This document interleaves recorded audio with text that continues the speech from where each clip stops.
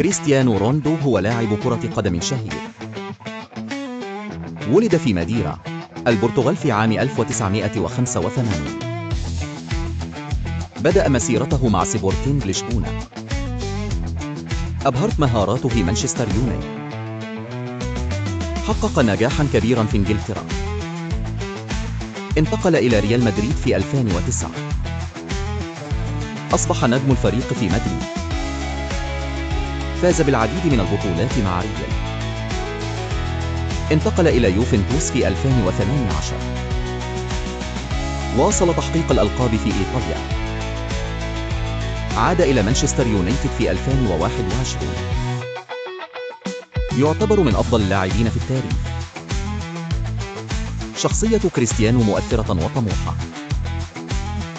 يلهم الملايين من عشاق كرة القدم. رونالدو رمز للنجاح والاجتهاد.